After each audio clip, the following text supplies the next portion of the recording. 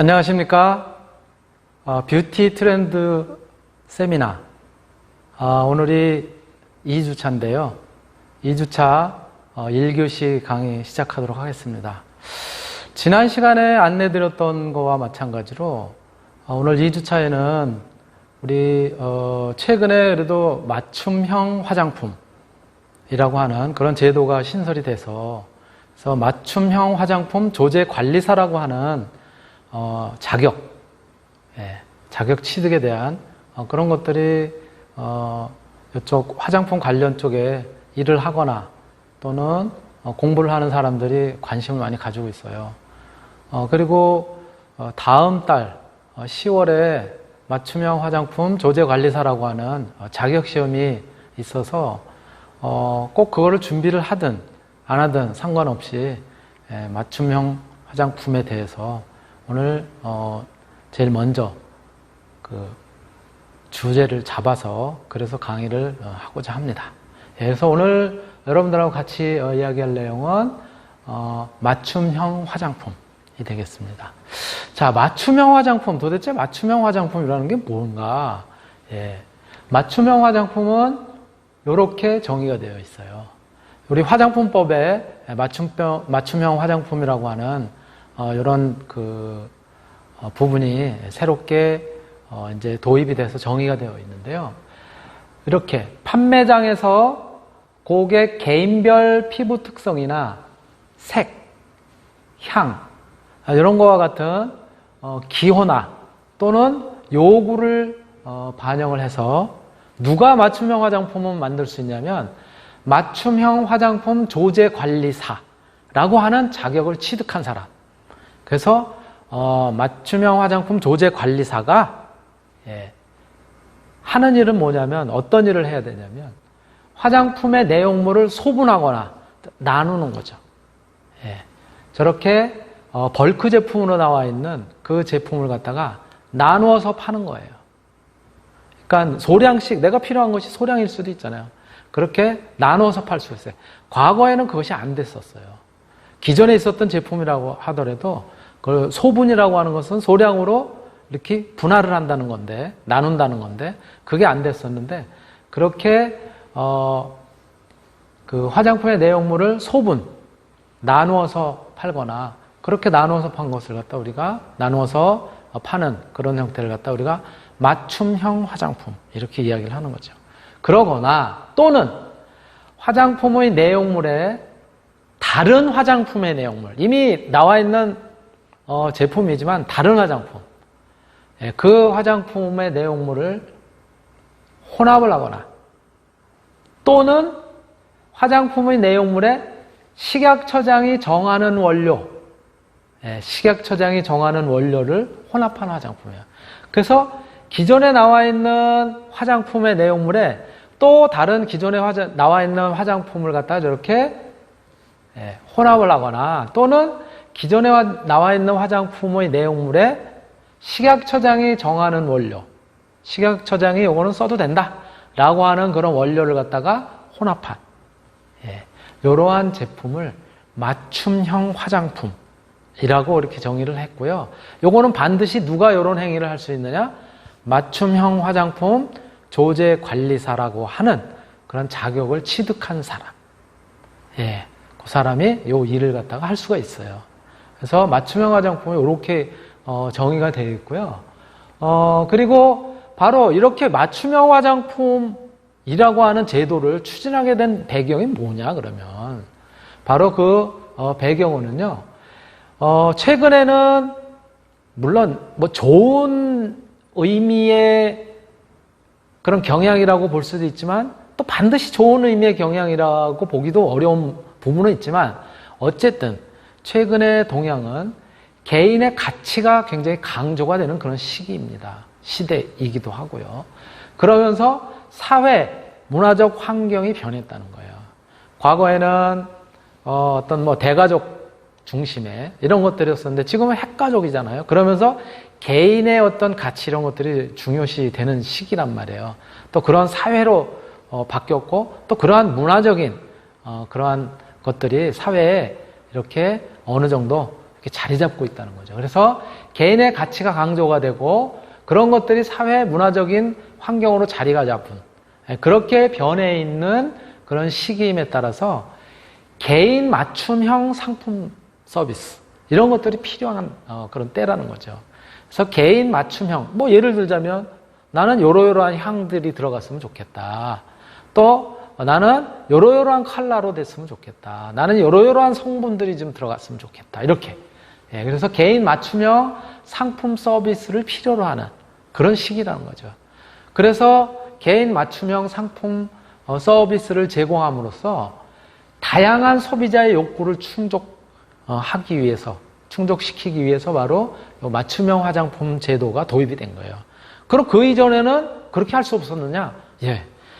그 이전까지, 지금 요 맞춤형 화장품이라고 하는 제도가 정착하기 이전까지는 바로 화장품법에서 어떤 판매장이라든가 대리점이라든가 판매업소라든가 이런 데서 나누어서 팔거나 덜어서 팔거나 또는 다른 뭐 아무리 관계가 없다고 하더라도 다른 물질을 넣어서 그래서 혼합해서 판매를 할 수 없도록 그렇게 금지가 돼 있었어요.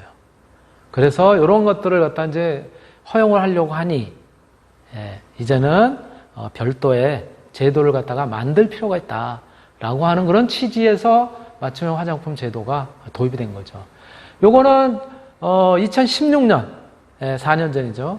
4년 전 2월 17일에 열렸었던 제9차 무역투자진흥회의라고 하는 요 회의에서 요런 내용들이 건의가 돼서 그래서 도입을 이제 하게 된 거예요. 그래서 요 2016년 2월 17일에 이러한 제도 도입을 갖다가 제안을 했는데 갑자기 그러면 그래 맞춤형 화장품이라고 하는 그런 것들을 한번 우리가 해보자. 그리고 법으로 만들어서 뭘 이렇게 할 수가 없는 거죠. 모든 것들은 다 저러한 법으로 제정하기 전에 그러기 전에 시범적으로 이제 테스트를 해보거든요. 이런 시범 사업이 먼저 요 맞춤형 화장품 제도를 갖다가 이제 도입하기 전에 먼저 이제 시행이 됐는데요. 그게 맞춤형 화장품의 제도적인 기반을 마련하기 위해서 그래서 이제 시행이 된 거고요. 요거는 2016년 2월 17일 제9차 무역투자진흥회에서 이러한 제도를 갖다가 제안을 했기 때문에 그러한 이제 시범적인 사업으로서 2016년 3월 21일부터 최근에 이 맞춤형 화장품 그 제도가 정착이 되기 전까지 지금 계속 시범 사업으로 시행이 됐어요. 대상은 책임 판매업자 그리고 직영 매장 그리고 면세점 내 화장품 매장 이런 데를 대상으로 해서 공모를 했었고요.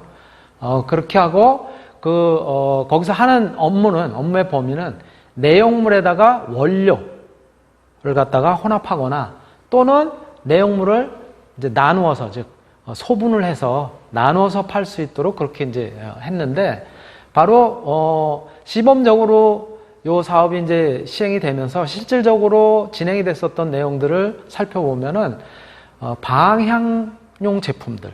그래서 아마 여러분들이 에뛰드 하우스라든가 이런 데서는 여러분들이 원하는 향을 갖다가 선택을 해서 그래서 향수를 갖다가 만들어서 팔 수 있도록 그렇게 하는 그런 것들이 이제 시범적으로 운영이 됐었고요. 그 다음에 이제 기초 화장품 같은 경우는 이제 소분을 해서 팔기도 하고 또 요 색조 화장품 같은 경우도 소분을 해서 이렇게 이제 팔고 그랬었던 걸 아마 봤었을 거예요. 대략 최근까지 운영 실적으로 이렇게 지속됐었던 데가 한 58개 업체들이 이러한 그 맞춤형 화장품 시범 사업을 진행을 했었습니다. 예, 이렇게 맞춤형 화장품이 이제 시범적으로 진행이 됐고요. 바로 이제 맞춤형 화장품 제도를 갖다가 운영을 하기 위해서는 이제 화장품 법이 요 맞춤형 화장품 제도를 갖다 운영하기 위해서 이렇게 그 변경을 또 새로 만들었어야 되는데 바로 화장품 법의 그런 부분을 갖다가 이제 조항을 갖다 이제 신설을 하게 되죠. 그래서 맞춤형 화장품의 정의, 그 다음에 업종의 신설, 또 맞춤형 화장품 판매업자들이 준수해야 되는 사항, 그 다음에 맞춤형 화장품 조제 관리사가 이수해야 되는 교육, 또 맞춤형 화장품 조제 관리사의 자격 시험과 관련된 그런 내용들이 이 화장품법에 2018년 3월 13일에 개정이 됐고, 올해 2020년 3월 14일에부터 이제 시행이 되게 돼요. 그리고 화장품 시행령이라고 하는 것들도 고치게 되고, 또 화장품법 시행 규칙에는 이러한 내용들이 입법 예고가 됩니다. 판매업의 신고라든가, 또 판매업자가 준수해야 될 사항, 교육명령은 누가 해야 되는지, 맞춤형 화장품이 에다가 표시하는 거라든가, 기재를 한다는 내용이라든가, 또 그리고 문제가 생겼을 때 회수는 어떻게 해야 되는지, 그 다음에 맞춤형 화장품 조제관리사와 관련된 자격시험들, 그런 과목이라든가, 또 어떻게 시험을 치를 것인지, 또 1년에 몇 번을 볼 것인지, 이런 것들, 또 자격시험 운영기관은 어떻게 지정을 하고, 또 그런 것들을 갖다가 모집을 할 것인지, 이러한 내용들이 화장품 시행 규칙에 구체된 사항들이 이제 담기게 됐고요. 그리고 이제 맞춤형 화장품에서 어떤 내용물에다가 식약처장이 고시하는, 식약처장이 정하는 원료를 혼합할 수 있다고 그랬으니까 이제 맞춤형 화장품에 사용 가능한 원료도 정확하게 지정을 해줬어야 되는 거죠.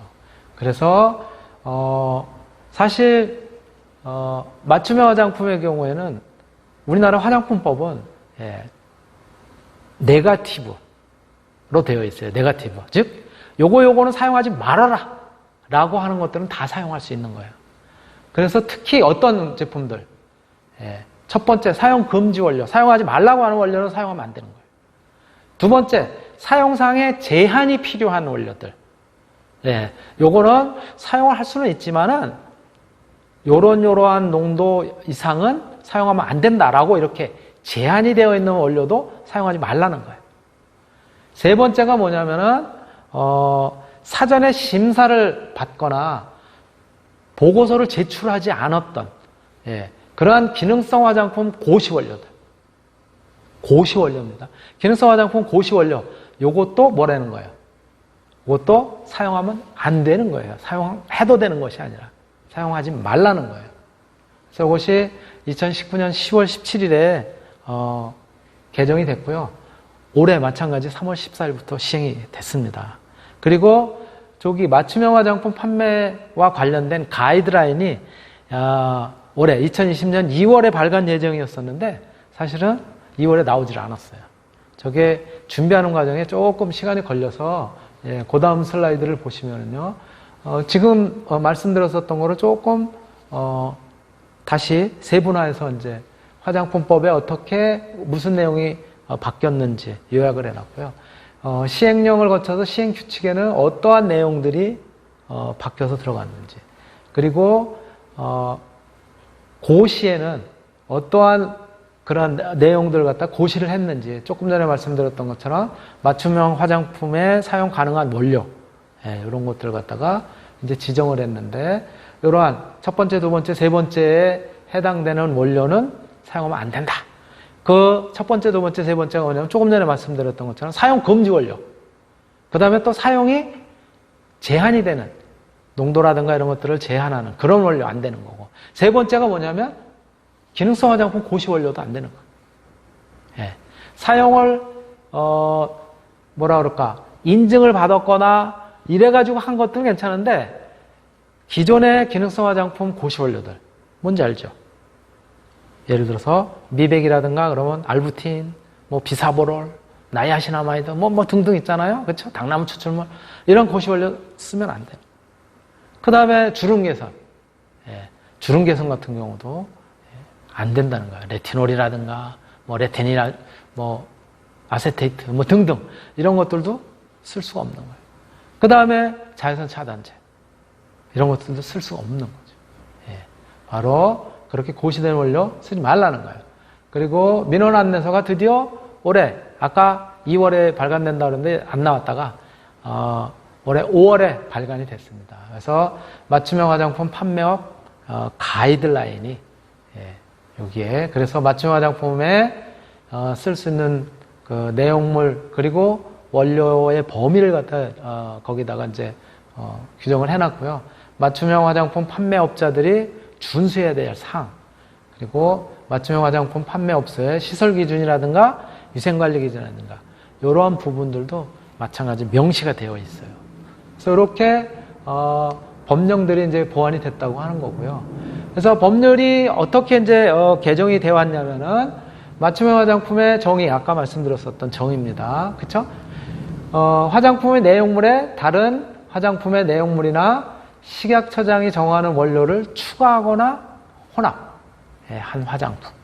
이것이 맞춤형 화장품이라고 얘기했는데요. 그러면 화장품은 어떤 화장품이냐? 제조를 했거나 또는 수입한 화장품 다 포함이 되는 거예요. 그래서 제조 또는 수입된 화장품에 이것이 들어가는 거죠. 그리고 두 번째가 내용물을 소분하는 화장품. 이것이 맞춤형 화장품이라고 정의가 됐고요. 맞춤형 화장품의 업종이 신설이 됐는데 이 업종을 갖다 이제 우리가 예를 들어서 실제 이런 맞춤형 화장품 업을 갖다 하기 위해서는 어떻게 해야 되느냐? 어떤 것들은 허가를 인가를 맡아야 되는 그런 업들이 있어요. 화장품 판매 책임업 이런 것 같은 경우는 인가를 맡아야 돼요. 그런데 맞춤형 화장품 업종 같은 경우는 신고만 하면 돼요. 신고업으로 신설을 했어요. 그래서 각 지방 식약청, 각 지방 식약청장한테 신고를 하면 되도록 되어 있습니다. 물론 신고할 때는 그 요건을 갖다 갖춰야 되겠죠, 그렇죠? 근데 그 요건에는 반드시 요 맞춤형 화장품 판매업을 갖다가 운영을 하려면 뭐냐면 맞춤형 화장품 조제 관리사를 두도록 되어 있어요. 그래서 맞춤형 화장품의 혼합, 소분 업무에 종사하는 자를 맞춤형 화장품 조제 관리사라고 하는데 요거는 식약처장이 정하는 자격시험에 합격한 사람만을 의미하는 거고요. 이러한 사람들이 또 맞춤형 화장품 판매업을 갖다가 운영을 하기 위해서는 어떠한 그런 내용들을 갖다 준수를 해야 되는지 이런 부분을 갖다가 이제 그 규정을 해놓은 거죠. 그래서 여기에는 법령 위반이라든가 맞춤형 화장품 판매업자의 교육 내용이라든가 또는 그 다음에 이제 조제관리사가 연간 얼마 정도 교육을 해야 되는지 뭐 등등 이러한 사항들도 규정이 전부 되어 있습니다. 그래서 그러면 맞춤형 화장품 판매업자가 판매업을 하려면 어떻게 해야 된다고요? 신고만 하면 된다고 그랬죠. 허가가 필요한 것이 아니라. 그래서 맞춤형 화장품을 판매하는 사람은 신고를 하는데 화장품의 내용물에 다른 화장품의 내용물 또는 원료를 혼합한 화장품을 판매하려고 하는 사람들. 그렇죠? 맞춤형 화장품 판매업자인 것이죠. 그 다음에 화장품의 내용물을 소분한 화장품을 판매하려고 하는 사람. 이러한 사람들은 맞춤형 화장품 판매업을 신고를 하면 되는 거예요. 허가를 받는 것이 아니라. 자, 그러면 판매업 신고 시에는 뭐를 해야 되느냐? 반드시 맞춤형 화장품 조제 관리사가 누구다라고 하는 것을 지정을 해야 돼. 우리 요 판매업을 하는데 맞춤형 화장품 조제 관리사는 요 사람이다라고 신고를 해야 돼요. 서류 다 갖춰서. 그래서 맞춤형 화장품 조제 관리사는 맞춤형 화장품을 혼합하거나 또는 소분, 즉 이렇게 소량 단위로 나누어서 파는 그런 업무에 종사하는 사람인데 그 사람이 누구다? 물론 자격을 갖춰야 되겠죠. 어떤 자격? 시험에 통과를 해야 되겠지. 그리고 신고를 할 때는 소재지별로 신고를 합니다. 그리고 구비서류를 이제 갖춰서 소재지 관할 지방 식약청장에게 신고를 하고요. 변경을 할 때도 마찬가지 신고를 꼭 해야 됩니다. 장소를 변경하거나, 그렇죠? 여기도 보시면 어떠한 변경, 맞춤형 화장품 판매업자를 변경을 하거나 또는 맞춤형 화장품 판매업소의 상호가 바뀌었거나 또는 소재지, 즉 장소가 바뀌었어. 내가 여기 얻어가지고 했었는데 여기 임대료도 비싸고 그래가지고 다른 데 가서 해야 되겠다. 이렇게 장소가 바뀌어도 다시 변경 신고를 해야 돼요. 그리고 세 번째, 맞춤형 화장품 조제 관리사가 바뀌었어. 그 사람이 퇴직을 했어요. 다른 회사로 옮겼어.